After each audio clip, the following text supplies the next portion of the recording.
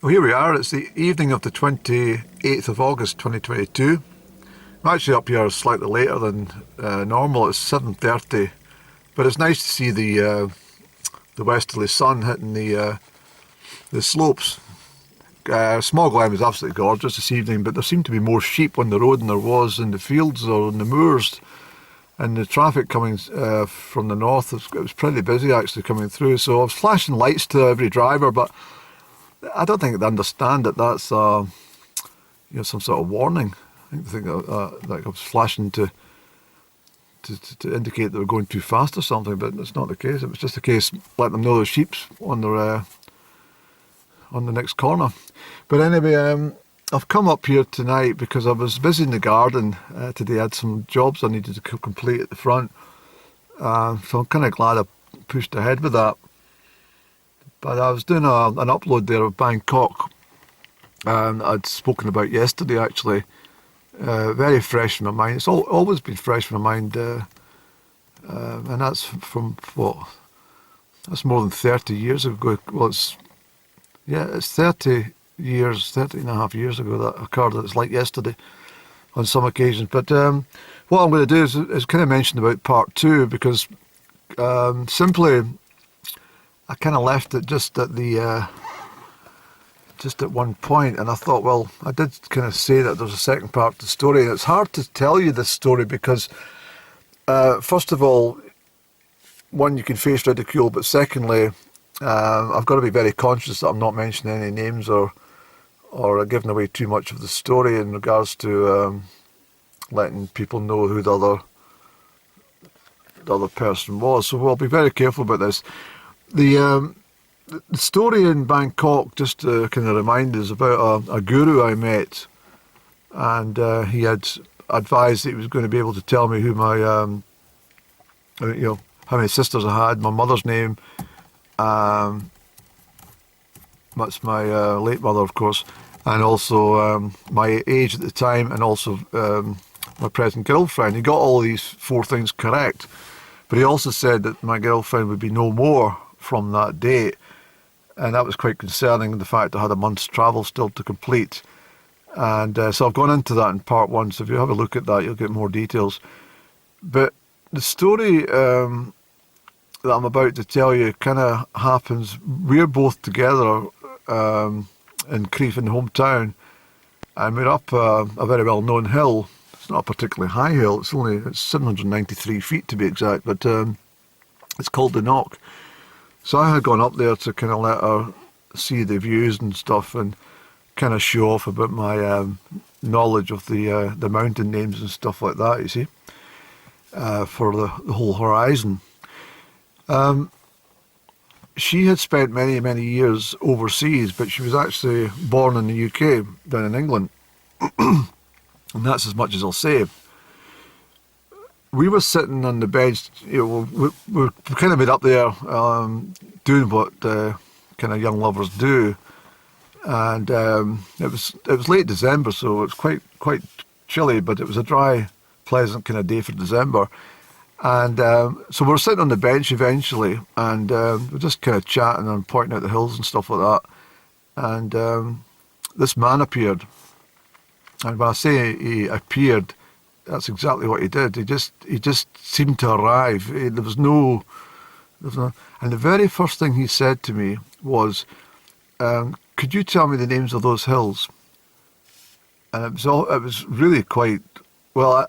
At the moment that he said it, it didn't really strike a chord as such, because I was quite pleased to again be able to rattle off all these hills to this complete stranger. But the strange thing was that. He hadn't overheard us, because we'd kind of maybe switched the conversation probably by the time he had arrived, but it was such a definite thing he asked. So anyway, as the conversation grew, I said to him, "Are you local?" He says, "No, I'm on holiday." And he says, "I'm staying at this hotel, the very same hotel that my girlfriend was working in." And she said, "Oh, really? I haven't seen you," which is a fair comment for the job that she was doing. And she said, I haven't seen you. And he says, oh, I've been here for the week. And the next minute he says, she said, where are you? No, she said, where are you from? And he actually said the very same place that she was born in and brought up in. And of course, when she said, well, I already knew this, but she said, that's where I come from. And a couple of seconds later, while we're kind of digesting all this, she said, Andy's going to Hong Kong. He's going away in a few weeks' time. he's got a big race to go, and I was talking about running. Excuse me, talking about running a big meeting I had on just a few days later in Edinburgh, and then this conversation about I just got my typhoid jag, and before I even got anything more out, he said, do not go overseas. And it was just kind of really so odd. I mean, like, I've had a lot of odd things happen in my life, but this was, I mean, I remember this pretty clear. And so anyway, he was standing there, and he was about, looking back at the time, I think probably about late 50s, early 60s he was. And he was kind of dressed in a much older style than it would have been for early 1990s. Even for gentlemen of that age. But anyway, the next thing that happens, we were both kind of looking at each other as if to say, this is a pretty strange conversation kind of thing. That kind of juvenile type of thing you do is when you feel like you're being slightly challenged. And the next second we looked round and he was gone. And I mean, like that. So I said, where the fuck did he go? And she said sort of exactly the same words. Where the fuck? And she took one path to try and run down to see if she could locate him. I took several others. I ran about and we could not find this man. And I think we went for about, well, I went 1, 2, 3 up 3 paths that I covered, which took most of the eastern side, and she had taken down the way that we come up, and so it was sort of southwest. So I only left one pathway, but he would not have gone down that way because we would have seen him in front of us from where we were seated. So what I'm saying is, in regards to this story about Bangkok, there's an awful lot kind of ties in here to this whole whole period. Another thing I never mentioned about the guru in Bangkok was, I'm sorry to jump the story slightly here, but at the end of the conversation that I had, I offered him money. I offered him something, some Thai baht, and he shook his head. He didn't want it. In fact, I think he felt quite insulted that I'd offered him money. He didn't want it. He only had something to tell me. But what he did say to me, he said, put out your palm of your hand. So I did. And if you can imagine writing the letter N for November. But when I'm on my hand like that, and he wrote it like Z for Zulu. So he said to me, do not do business with any man of this name. And that's the last words he said to me. Several hours later, excuse me for coughing, several hours later I was walking in another part of Bangkok when I was approached by this fairly smartly dressed gentleman. He didn't have a jacket on, but he was fairly smartly dressed.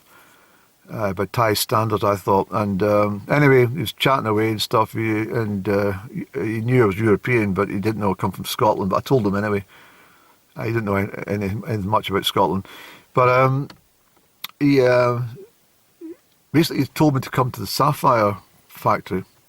It wasn't a factory. It was where they process the precious stones.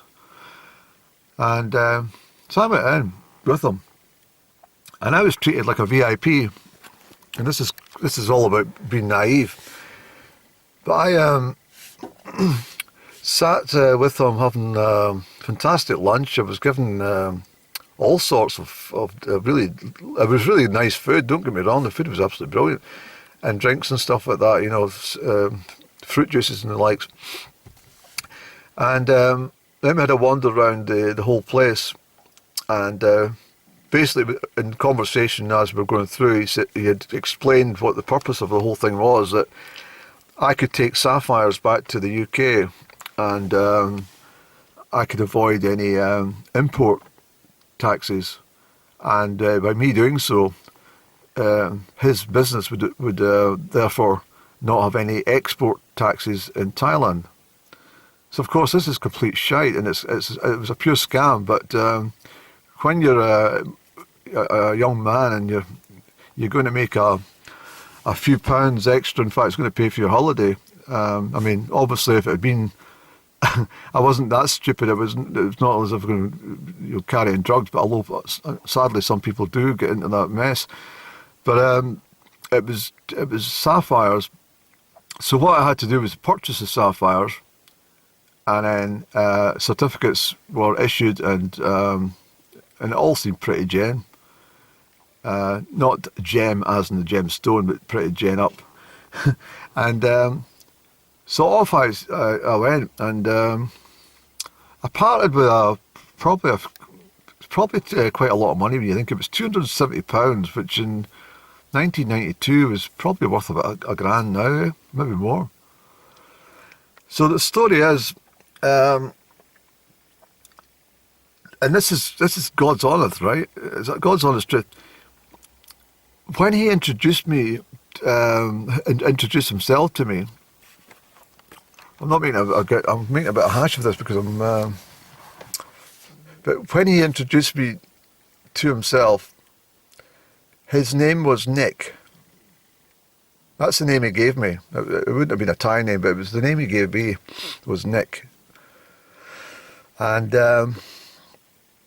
I never thought for a moment. My whole brain was geared up for somebody with the letter Z.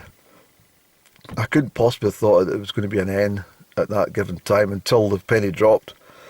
And the penny actually dropped when I was down in an island called Koh Samui, and down in the Gulf of Thailand, and I was just where it joins the South China Sea, and I was sitting on the beach, and this is probably maybe about a week later or 10 days later, and I got the Bangkok Post, and I was sitting reading it. So it was quite a large newspaper, the Bangkok Post, a real typical broadsheet. And as I went through it, I turned this page, and this big headline said, "Beware of gem cheats." I thought, fuck, no way. And I read the article, and it was written, I think it was written by an Australian, because the Australians had been particularly hard hit. Being so close to Australia, there was a lot of people travel to Thailand for holidays and stuff, and they get taken advantage of. So it was written by this Australian journalist in regards to the whole scam.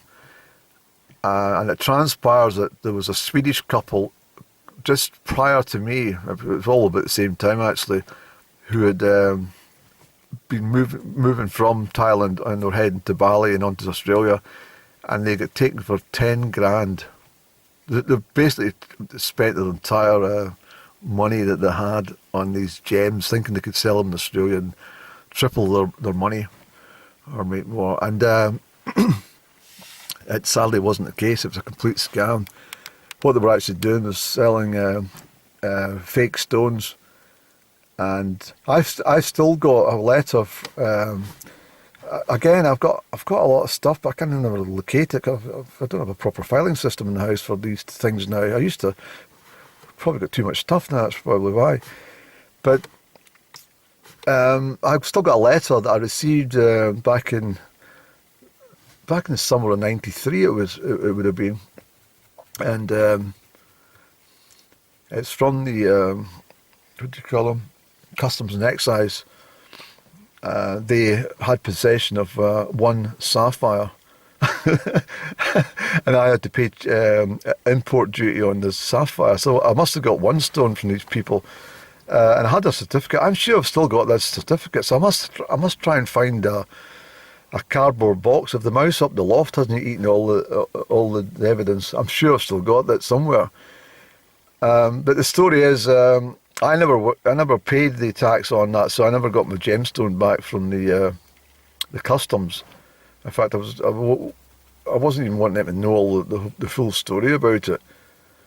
Of course, I did tell somebody about this, but they thought I was a racketeer, and it wasn't. I was just trying to make myself some money. But the long shot of this was when I returned to Bangkok. Well, here's another story, part and parcel of this. I'd gone down to Malaysia and Singapore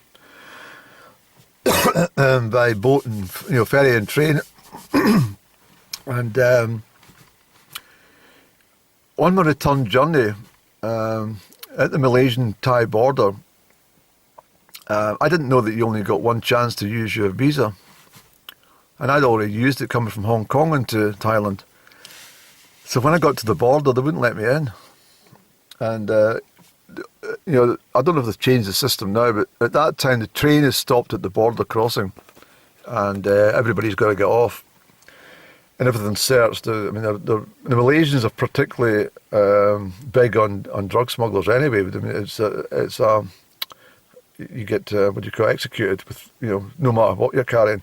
There's signs the size of, like buildings, huge buildings that warn you all the way in through Malaysia. And I remember it being in Singapore, actually, just from on the subject. When I was in Singapore, they had brought in a new law. Excuse me a minute, I'm going to drink a drink of water. I think that's what I'm needing. Yeah, nothing worse than sitting with a husky voice. Hopefully it worked out, this recording, but I'm fearing it's going to be awful crackly with my throat. So anyway, in Singapore they just introduced this new law just as I arrived that you weren't allowed to eat chewing gum. So any chewing gum you had at the border was taken off you. I mean that. It was all you had to just throw all your chewing gum into a special bin. Pretty crazy, isn't it? But they've got very clean. Singapore's very clean. But the time I got to Singapore, I was pretty well exhausted. Travelling. I've done 1,500 miles, all the way from from Chiang Mai up north of Thailand. So I'd done a lot of, that's 2 ways I'd done, so I was pretty well exhausted. But anyway, when I'm returning back north to get to Bangkok for my flight, as I say, I'm stopped at the Malaysian-Thai border, and the Thais won't let me in. And there's a language thing as well. And as I say, at that time you're all taken off the train, and you're all lined up along the platforms and stuff, and you're searched, and dogs are sniffing around you, and they literally search everything, and to go through all your papers and passports and stuff as they normally do. But there was no way that I was getting back into Thailand, and I was in a really awkward position, because if I missed my flight back to Hong Kong, I was going to be in the shit. So I decided to bribe the guard. I decided that was the only option I had left. So I gave him, I think I gave him 40, no, was it 40 baht? It was more than 40 baht. It was equivalent to maybe, it was $40, that's what I gave, because I had the dollars. So it was $40 I gave him. And when he seen that, I had put them inside the passport. And when he opened it, he saw the 40, and he realised the problem had been solved by me offering the cash. So he let me on the train, and I was pretty grateful for the guy, because it was a small cost to me at the end of the day. Hell knows what would have happened if I got stuck at that border. But there we go. The angels were with me, I think. But then what occurred is when I got back to Bangkok. my credit card company had got wind of this purchase of these sapphires, and they didn't believe it was me.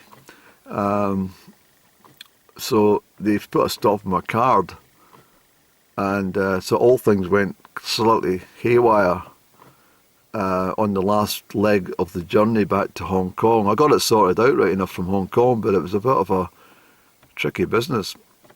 But anyway, all said and done, it worked out okay. But that's the part 2 of that story. Hopefully it came across clearly.